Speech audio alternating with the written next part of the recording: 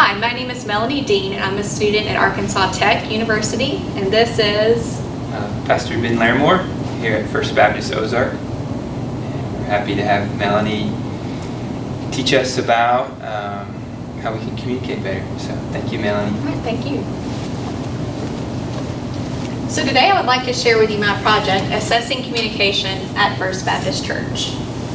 Today we'll look at my project background, purpose, the identification of problem, the research methods I used. We'll take a look at my questionnaire and the results I got from that questionnaire.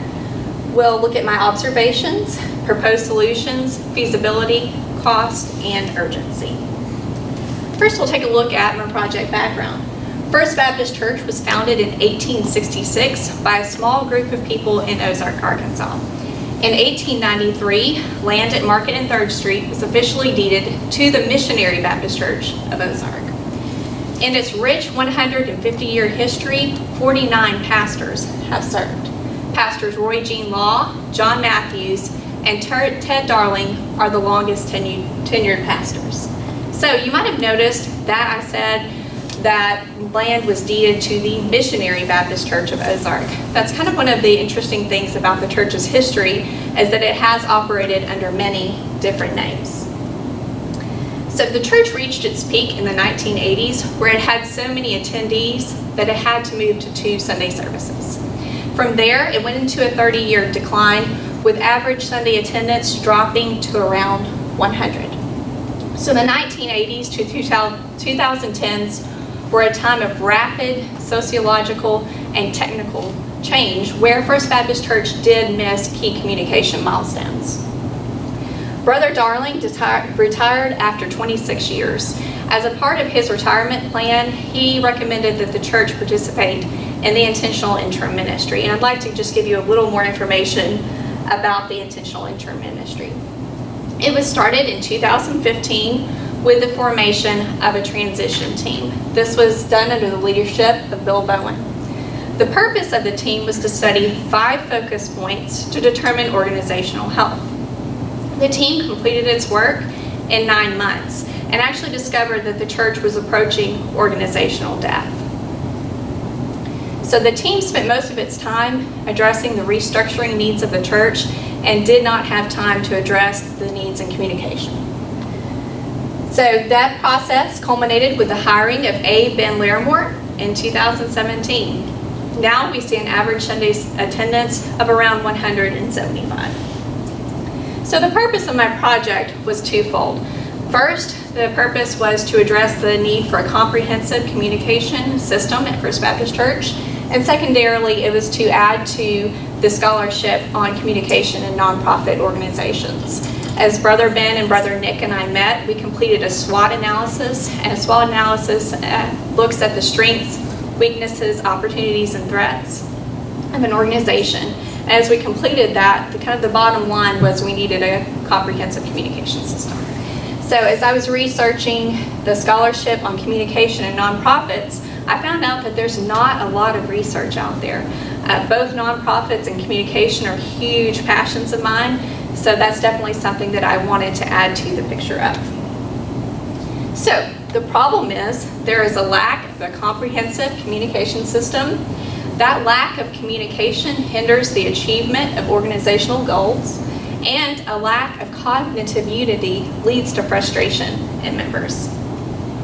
So before we get into the actual results of my research, I would like to share with you a little bit about the methods that I used. I used both quantitative and qualitative research methods.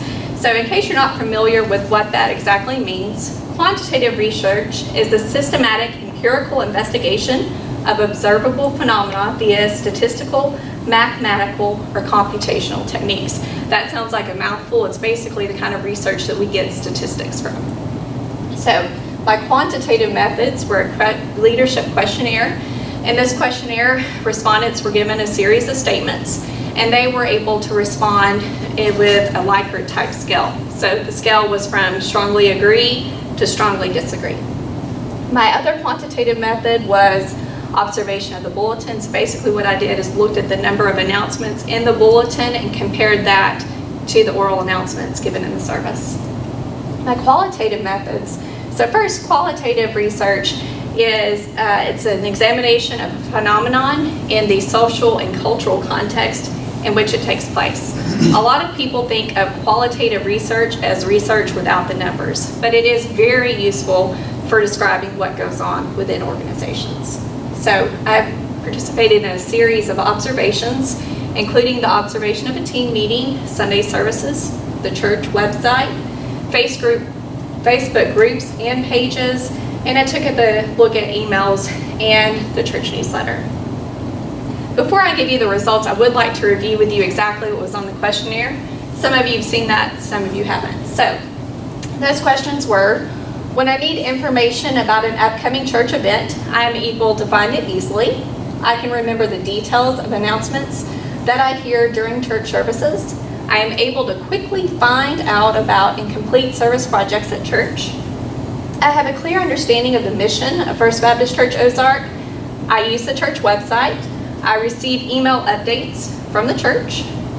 The church is ready and willing to put my ideas into action. I feel frustrated when the church does not meet its goals. I am an important part of helping the church meet its goals. I am satisfied with the current state of communication at church. I give it a 100% score.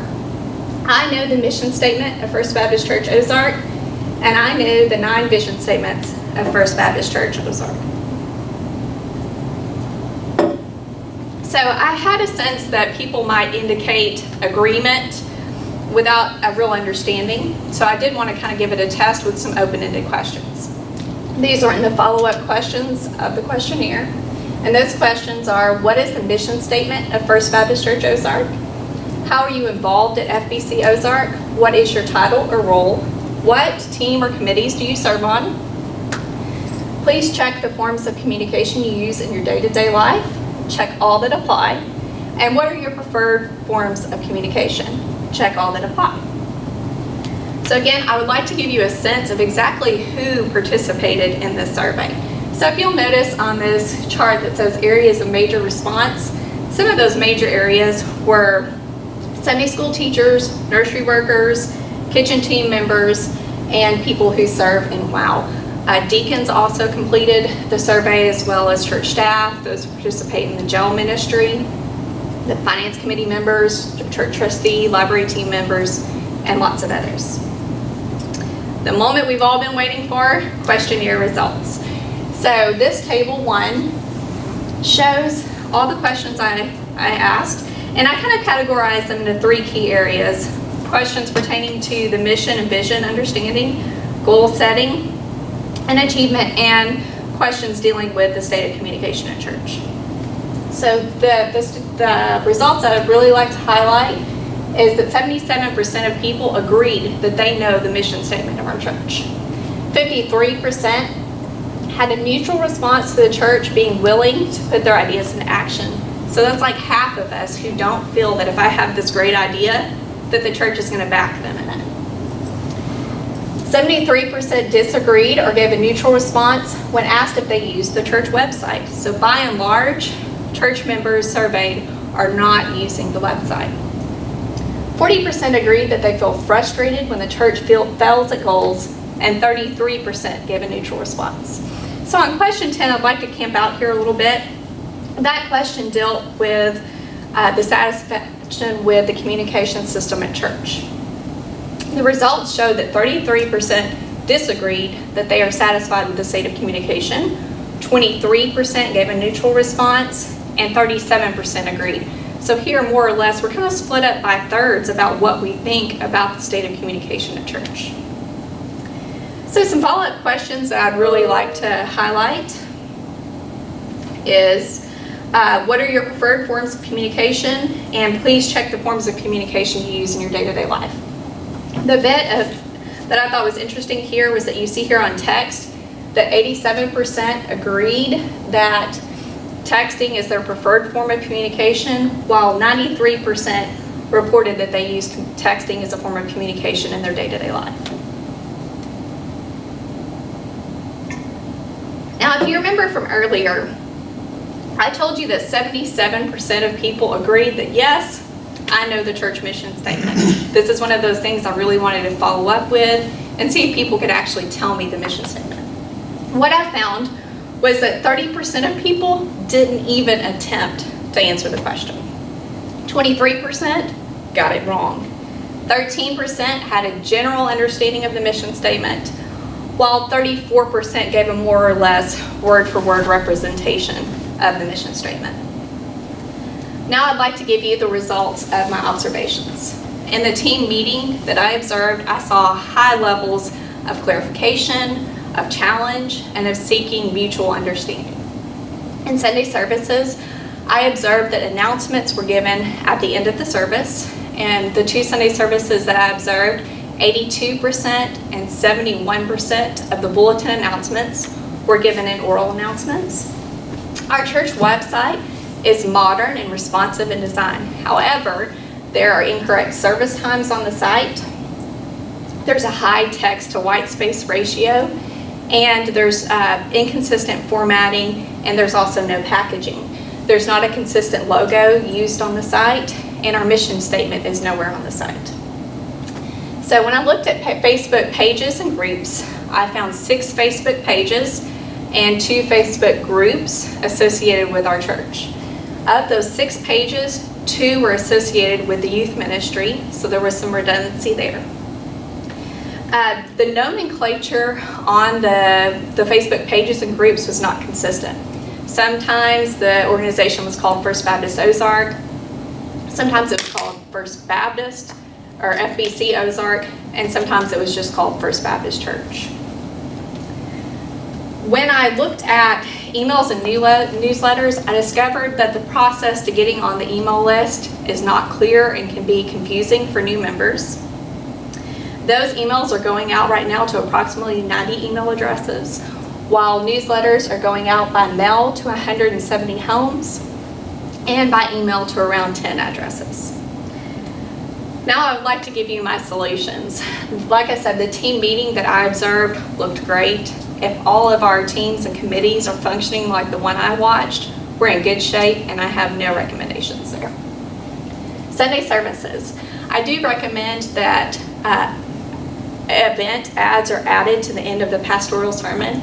As announcements are being given, this would help to bring a visual medium so that people can not only hear the information, but they can see it, maybe take a screenshot of it. And I think that this will help people to retain the information from oral announcements. Now this one seems huge. Mission statement change. Remember, 77% of us said we knew the mission statement, while only around 34 could actually give it in a meaningful manner. Currently, our mission statement is loving God, loving people, sharing Christ, and serving others. I was a part of the team that wrote that mission statement, and I have difficulty recalling it. So, I've heard, Brother Ben, I've heard you consistently say that you see our overarching vision as a church to make and mature disciples for the glory of God. That is easy to remember, and it rolls off your tongue. And actually, believe it or not, some of the people that got the mission statement wrong said it was to make and mature disciples for the glory of God. One of the key differences between a mission statement and a vision statement is a mission statement addresses the why of an organization, addresses its a purpose. It's supposed to be short and succinct. A vision statement really deals with the future. Okay, in the future, I want attendance to be 500 on Sunday morning. So I really think that you're making and maturing disciples for the glory of God is a really great fit for a mission statement. So once the mission statement is clarified, I think it would be great to add that mission statement above major exits. That way, as people are coming and going, they're reminded visually of why we're here. As far as the church website goes, I recommend that those time errors are fixed and the correct times are put on the site. I recommend that the mission statement is added to the site. That again reemphasizes our purpose. I recommend that the formatting and consistency issues on the site are addressed, and also that I know there's a team that's working right now on logo, but I do recommend once that logo is developed, it goes on the site and is used across media. So I know sometimes when you talk about formatting, packaging, white to text to white space ratio, it's kind of hard to understand what that means. So this is an example of our current site. You see that there's a lot of text to just a little white space. It makes it difficult for the reader to really engage that information. So I pulled up an example from an area church. I wanted to give us something that we could achieve with our skills. So on this site, you see that there's a really large amount of white space. You see 5 main areas of packaged information so that the reader, if they want to know about God, they know exactly where to go on that page to find that information. So continuing on, proposed solutions. On Facebook, I recommended that redundancy in the youth pages is eliminated. One of those pages is just simply archived. And then I do recommend a consistent nomenclature. And what I mean is that we use the organization name with the department name for the page or group. So maybe it would be like First Baptist Church, Women's Ministry, First Baptist Church, Children's Ministry, First Baptist Church, Celebrate Recovery. This way, as people are searching for organization on Facebook, they can find it because we've used a consistent name. As far as emails and newsletters, I do recommend that we expand the email audience. There's a big discrepancy between our email list and obviously what we can reach with our newsletters. So we need to expand that. We need to clarify the process to get on the email list. That is kind of hard for new members to onboard in that manner. I recommend the use of the Remind app as a way to reach out to those people who not only use texting for day-to-day communication, but prefer it. I understand that our youth ministry is already taking advantage of that tool, but I think it would be great to see that used church-wide. Directories. I recommend that directories are put out in 2 phases. The first phase would be a contact-only directory with name, addresses, phone numbers. That could be something that could be produced quickly, and right away people are able to contact each other. The second phase would actually be producing a full pictorial directory. So I also recommend the use of FreeCamp and storytelling. So FreeCamp is a project design or project management software. So in this software that's available on smartphone applications and on the website, church leaders can log in, they can create tasks, church members can come, take the task, and then leadership knows exactly where people are in terms of church tasks. Storytelling. So what I recommend is that a group of people or a team is assigned to shooting a video series called Redemption Stories. And then those church members would share their stories of faith. And I've really been thinking about this, and this is something that really hits home to me because we've lost people like Debbie Bonner. We've lost Steve Gage, and we've lost Dee Gober. These people who walked with God with so much of their life, and we don't have their stories in a format that future generations can benefit from this. Not only that, but I think it's going to help us to humanize each other. Once we know our stories, we're able to see each other as people, and we have some cognitive unity. Feasibility. The great thing is all of these solutions rest on the desire of the staff and church members to adopt and complete the task. So that's a pretty great place to be. Cost. So bearing the cooperation of volunteers, cost should be limited to existing staff salaries. Approximately $150 to print and mount the mission statement. The cost to copy the contact-only directory, and the cost for the pictorial directory, that ranges really from free to $500, depending on what company you go with. Let's take a quick look at urgency. So the most urgent solutions include correcting those website errors, expanding the email address audience, and creating that contact-only directory. Semi-urgent solutions include checking into that mission statement change, using Remind, and developing a church logo. Lastly, it would be great to look at those event ads and Sunday services, address the website formatting issues, correct the Facebook discrepancies, use FreeCamp and storytelling, and finally produce that pictorial directory. In conclusion, we've looked at my project background, project purpose, the identification of the problem, research methods, questionnaire and results, observations, and my proposed solutions, feasibility, cost, and urgency. And as a closing thought, I'd like to leave you with a quote from Carol Pipes. This quote was in the Arkansas Baptist tabloid that's put out. Quote, "Effective communication cuts down on confusion, keeps its members appropriately informed in a timely manner, and allows for enhanced opportunities to resource members toward our ultimate goals as Southern Baptist: to share the gospel of Jesus Christ, to love the Lord with all our heart, soul, mind, and strength, and to love our neighbor as ourselves. End quote. Thank you so much for being here today. Do you guys have any questions?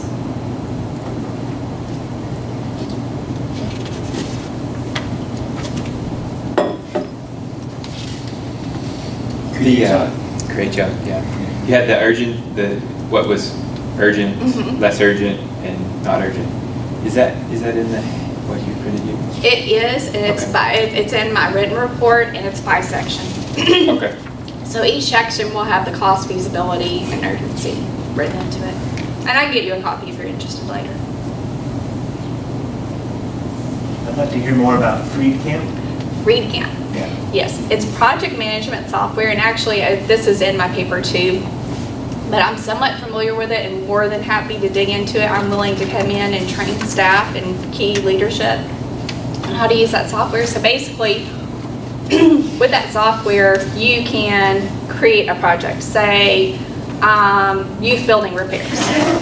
And you could come in as a youth pastor and say, okay, we need this wall painted, we need a bathroom installed, okay, we need the toilet, sink, and so on. And somebody could come in and go, you know what, I can install a toilet, I'll take that task. They can make notes and say, okay, toilets cost this and this and this, it matters. Is that okay budget-wise? Church leader can come in and say, yeah, that's great, put the toilet in. So it kind of gives you an overarching idea of where we're at and what we need to do. I think a lot of times with nonprofits, we get going really great, we talk about things, and because we're depending on volunteers, sometimes there's a lack of follow-through. So this really, it helps church leaders and church members. Oh, I've put my name down. I've got it right in front of me, black and white, that I took that task. And I can see that I haven't fulfilled that task. So the great thing also about it is people can walk around with it on their phones and know exactly where we're at. It reminds me of a way of something similar that helps you take meals. I forget what it's called, but you sign Feed up. them or Take something them a along meal. those lines. Yeah. Take them a meal. Meal train. Take them a meal. Take them a Yeah. meal. Mhm. So it is. I've sat on a couple of boards and we talk about things. We talk about how great this event would be, and people don't follow up. And it's the great thing about nonprofits is that people are motivated to do things on a volunteer basis, but sometimes there's a lack of connectivity between, oh yes, I remember that I said I was going to do that, because life does get in the way.